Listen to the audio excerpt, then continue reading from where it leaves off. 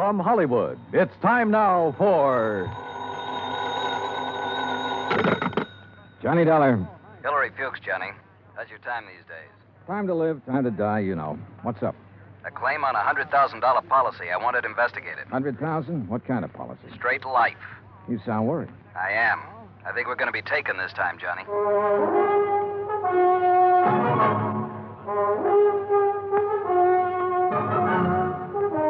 Bob Bailey in the exciting adventures of the man with the action-packed expense account. America's fabulous freelance insurance investigator. Yours truly, Johnny Dollar.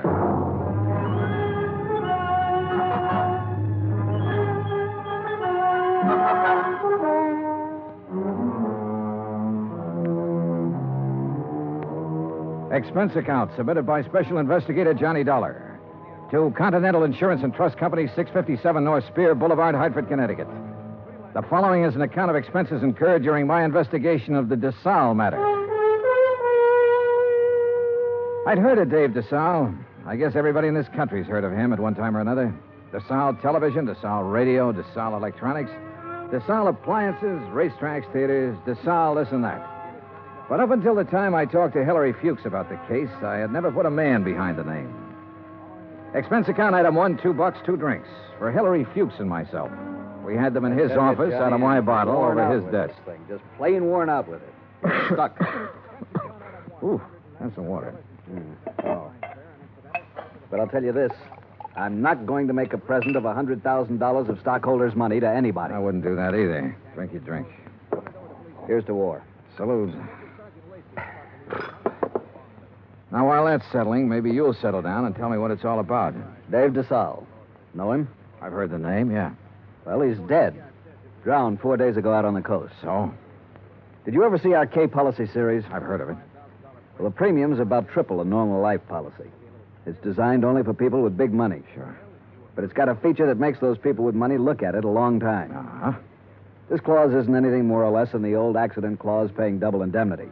Broken down, we aren't taking much of a chance. The incident statistics are with us. All right, I'll look it up if I need it. Okay. 3 months ago, we insured Dave Desalles on one of those K policies. 4 days ago, he fell off the back of a yacht and drowned, and we're hooked for $100,000. Well, accidents happen. You betcha, all the time. But I'm not sure it was an accident. At least there's not enough proof in this coroner's report to convince me. You say it happened 4 days ago? Yes? Has a claim been filed yet? Yes, and the beneficiary is the deceased's widow. Inquest? Inquest, burial, everything. Was there an autopsy? No, there was not. Investigation? Yes, it was handled by the local police in San Ladillo. San what? Oh. San Ladillo, a little place about 30 miles south of Los Angeles. 4 days ago. Why didn't you put someone on it then? I did. Bert Kenyon. Here's his last report. No evidence available to dispute coroner's verdict of accidental drowning. Recommend claim be honored. Kenyon. Sounds like cold turkey to me. It may sound that way to you, but I still don't like it. I want it warmed up. Now, look, Bert Kenyon knows his way around. And he can miss like anyone else. I want you to go out there and work with him. Cover it all again. Get at Desalles' widow. She stands to gain most by his death. Maybe the two of you can come up with something. Well, what do you do about the claim? Deny liability on the grounds that the accident is not proven. Hillary, you will be sued. I'll take that chance. Fuchs was an old chance taker who had been raised in the insurance business. The kind of man who gave a claim every kind of test, and if it still passed, he sat down and smelled the paper it was written on. And if he didn't like that, he'd take his chance. Expense account item 2, $138, plane fare to Los Angeles. Item 3, $3. A telegram to Bert Kenyon advising him of my arrival, which turned out to be at 1 o'clock in the morning, 10 minutes ahead of a fog that blanked out the whole area at the airport. Johnny Dollar! What? Oh, hey, Bert. How are you? Johnny, good to see you. Glad to see you. Come on, I got a car. Well, have you got a cigarette? I ran out 2 hours ago. Sure, man. Here you go. Good to see you. Good to see you, boy. The last time I saw Bert Kenyon was July, a year ago, in Dayton, Ohio. He was there working on an arson claim for the National Underwriters.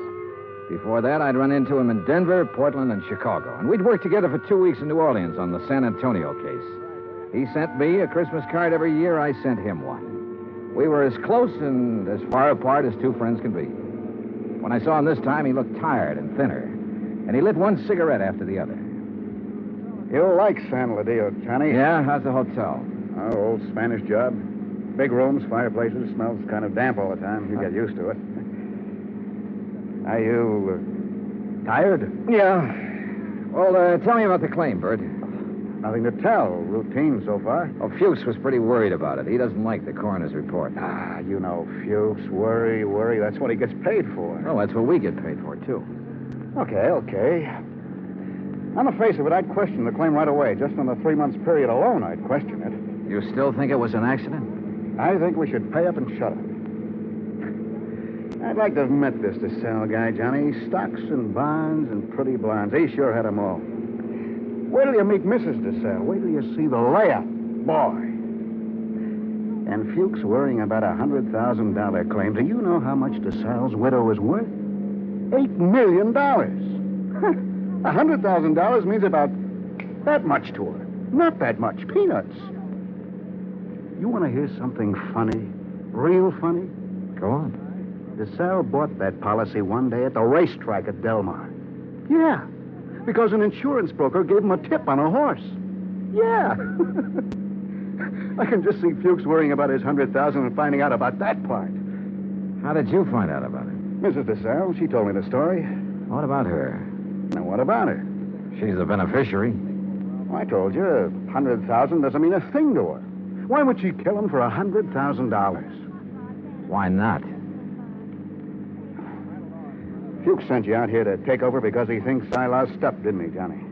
He sent me out to see if I could give you a hand. He wants us to cover the whole thing again.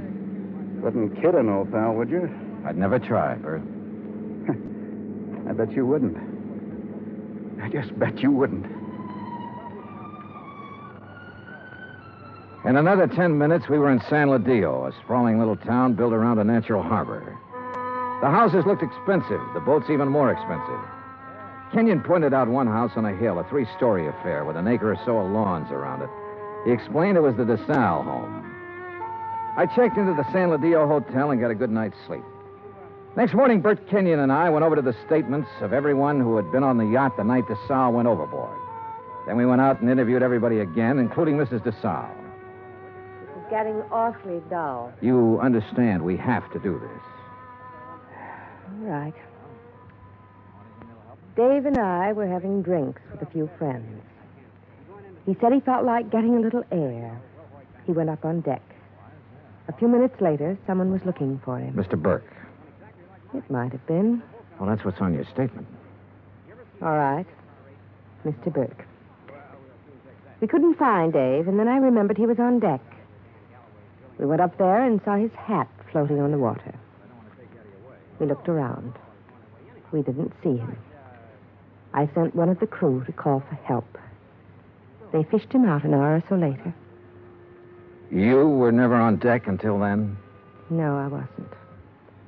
Who were they? You said they fished him out. The police. Someone.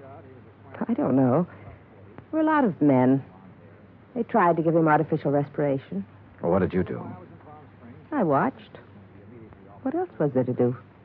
Hard thing to watch, Mrs. DeSalle. Your husband just drowned. Yes. Yes, it was. Is that all? Yeah. That's all.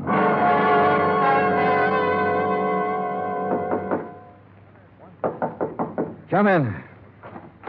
Hi. Oh, what's all this? Thought you'd be in bed. Just going over the reports again. Well, what do you think? Oh, I don't know. I'm trying to make up my mind, Bert. About Mrs. DeSalle. The way she looks, the way she acts. I told you she was something. Yeah, sure. 50 men would sell their souls to be tied up with her one way or another. She had help, Bert. What? She had to have help to kill him.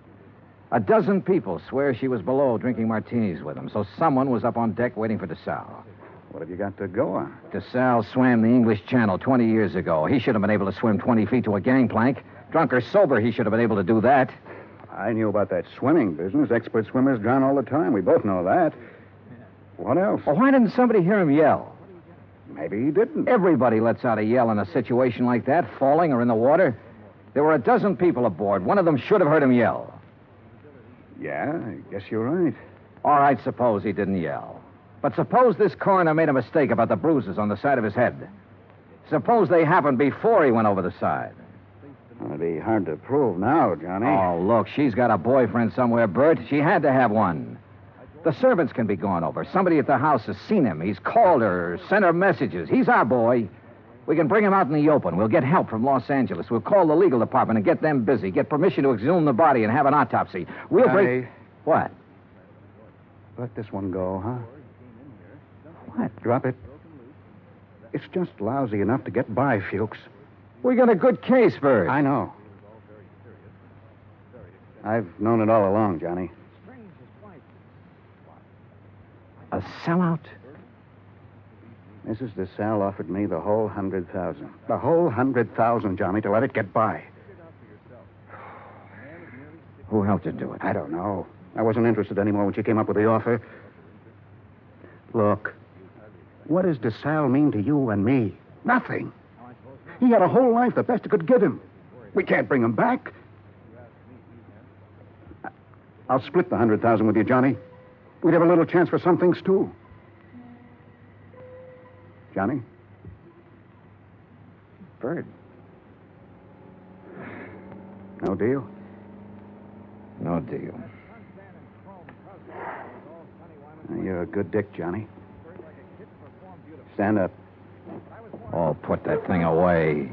I've been looking a long time for a mark like this. Now you've lost it up, and I have to beat it. Turn around. Bert. So long, Johnny.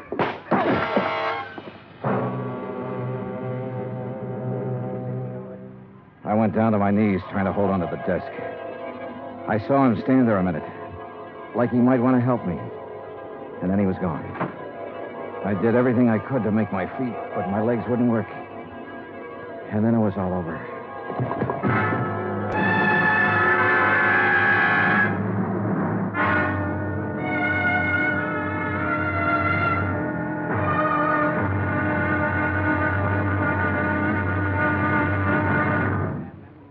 Act Two of yours truly, Johnny Dollar, in just a moment. Now, Act Two of yours truly, Johnny Dollar, and the Desalles Matter.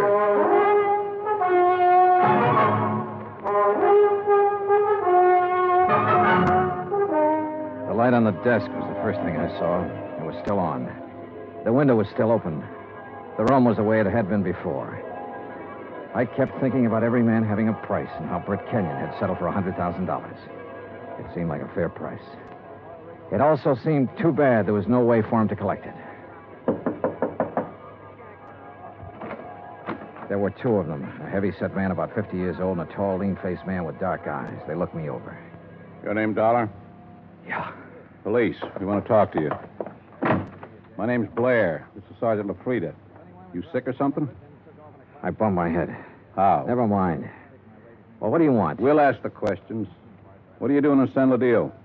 I'm standing around in a hotel room talking to a couple of cops. Just answer up. Don't be funny, fella. I don't feel even a little bit funny. You got a license to carry this gun? Hey, what is this? Have you? Yes. Your meat-handed friend ought to put it down or it might go off. Been fired, Tom? Ah. Meat-handed, huh? That's what I said. I'll remember that. Okay. Tell us about it. Tell us what you're doing here. And don't waste a lot of time doing it. I'm an insurance investigator. Tell this goon to back away and undouble his fist or I'll break a chair over his head. Are you going to try to be tough, baby? I'm going to try to find out what this is all about. You want me to pop him open to see if he's as tough as he sounds? Behave yourself, Tom. Let's see something that says you're an insurance dick. Top of the dresser. Bring it over, Tom. Sure.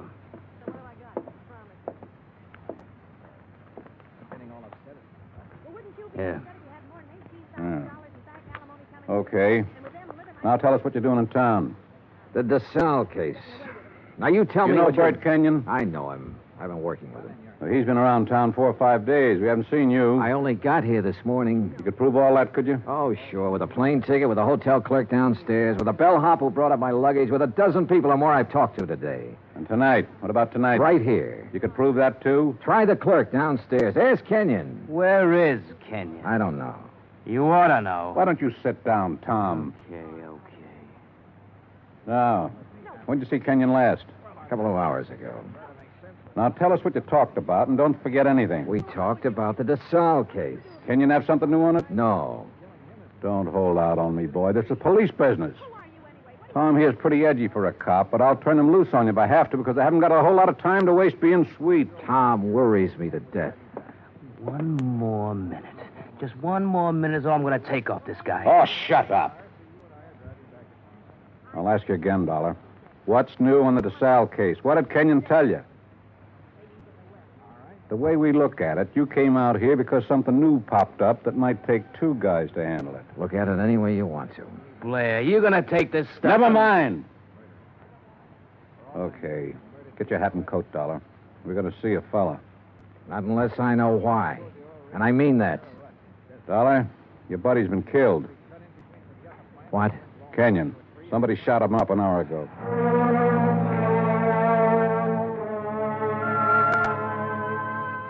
I put on my clothes and we went downstairs and climbed into a battered-looking police car.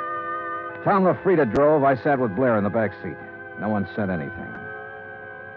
A half a mile out of San Ladillo, we turned onto the main highway and drove to a spot about 2 miles away, all-night filling station. There were a couple of highway patrol cars there, an ambulance, and men in dark suits who looked the way policemen always look. Wait here. Keep an eye on him, Tom. Sure. Be just a minute. He's a soft old gink. I suppose you're hard. I know how to handle pinballs like you. Before we're through, you and me, we'll have it out. Okay, Dollar. Get out. Yeah, sure. Tom, put the spotlight on him. Okay. Good. Now, Posey. Posey, take a good look at this man. You ever seen him before? No? Look good. Take your time, boy. No, man I saw was shorter by this much. He wasn't as husky. Okay. You go on back of your place there and get some sleep, boy. That all? There'll be more by morning. Go along now. Sure. Night. What was all that? Tom, get out. You stick Sure. around here with Dick and Wally. Okay. You're the boss. You get in the front, Dollar.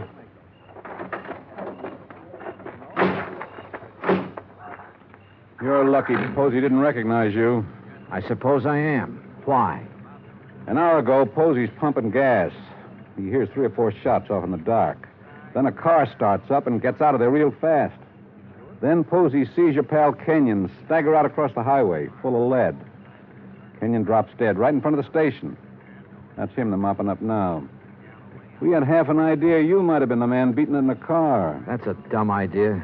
Yeah, he was shot close up, like it was somebody he was just standing talking to, an old friend. You're an old friend of his. Blair, you got it all wrong. Huh? We haven't been friends for 3 hours. His full name was George Blair. He'd been on the Los Angeles force 12 years. Then they retired him at half pay when a holdup man shot off part of his right foot.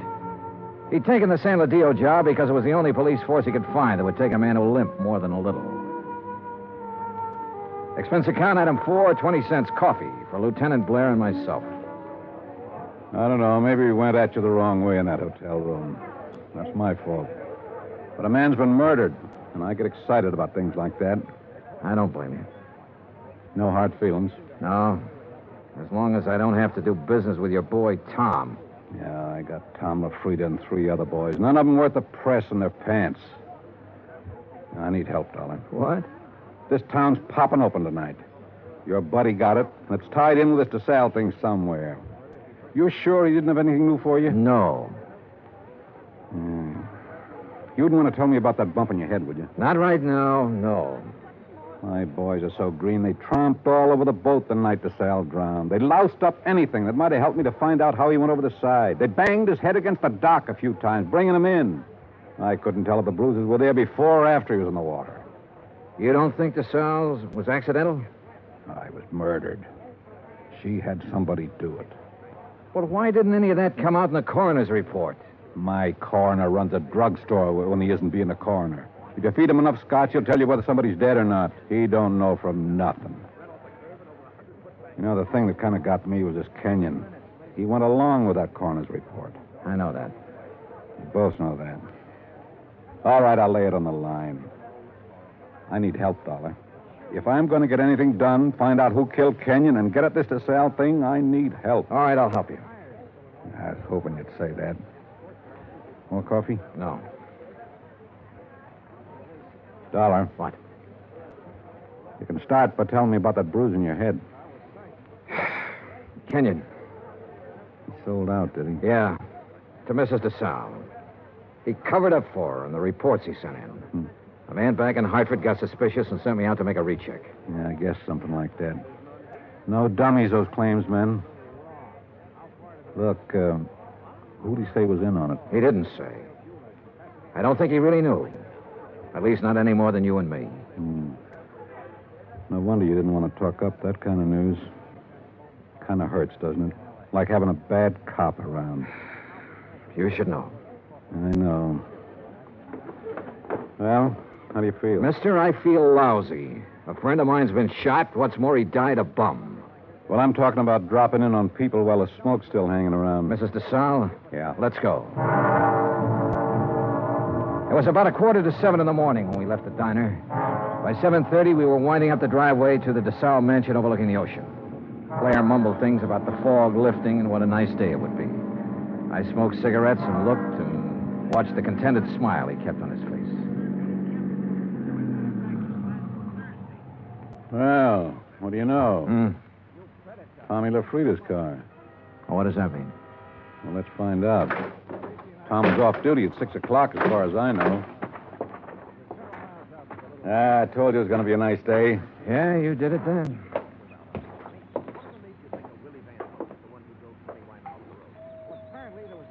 Nice place. The only thing nicer is Buckingham Palace. Mrs. DeSalle picks up all these little knickknacks when we probate that will. The boat down there, everything. Nice. Yes? Mrs. DeSalle, please.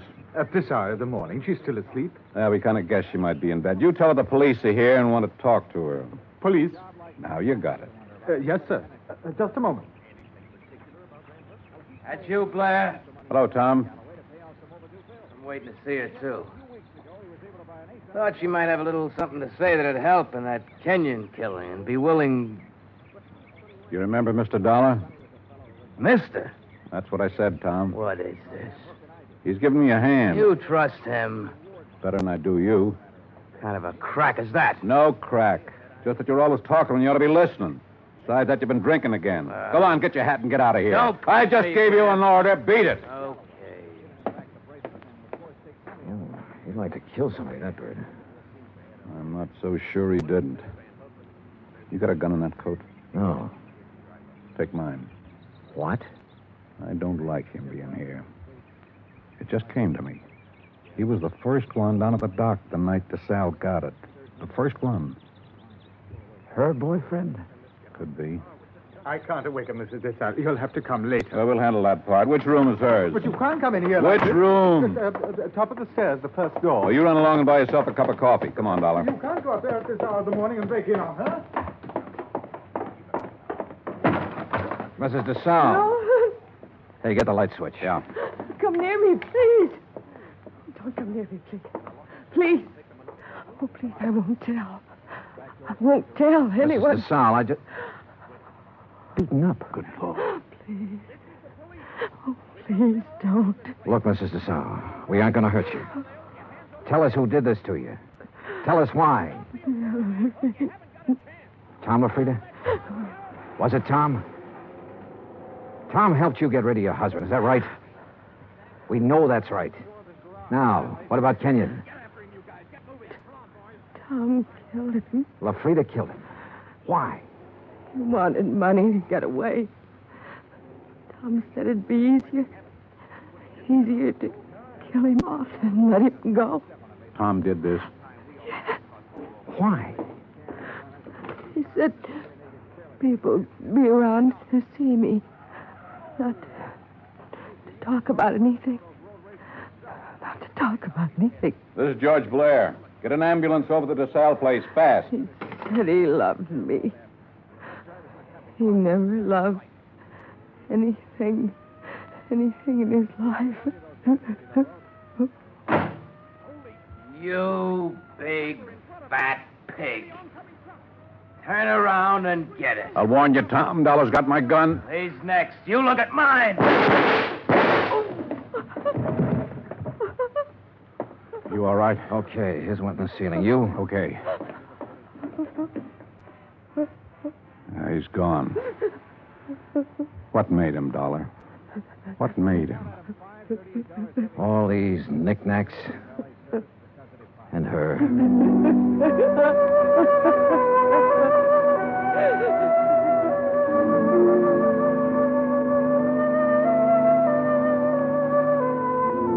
Expense account item 5, $25. One phone call to Hartford. I told Hilary Fuchs the whole story, and he promised to send out the necessary legal aid. Item 6, $10. Flowers for Bert Kenyon. Item 7, $2. One drink. To one good cop with a bad foot. The drink cost $1. The glass cost $1. The drink for the good. The smashed glass for the bad. Oh, yeah, it was hammy, but it made me feel... Expense account total, $416. Remarks, none. Yours truly, Johnny Dollar.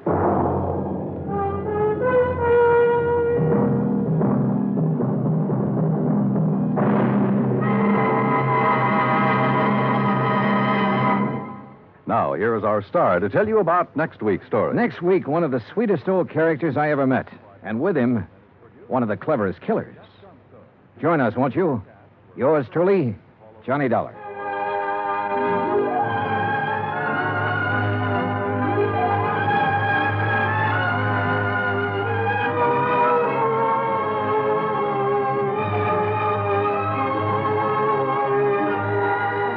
Yours truly, Johnny Dollar, starring Bob Bailey, originates in Hollywood. It is written by John Dawson and is produced and directed by Jack Johnstone. Heard in our cast were Virginia Gregg, Harry Bartell, John Stevenson, Will Wright, James McCallion, and Ben Wright. Musical supervision is by Amerigo Marino.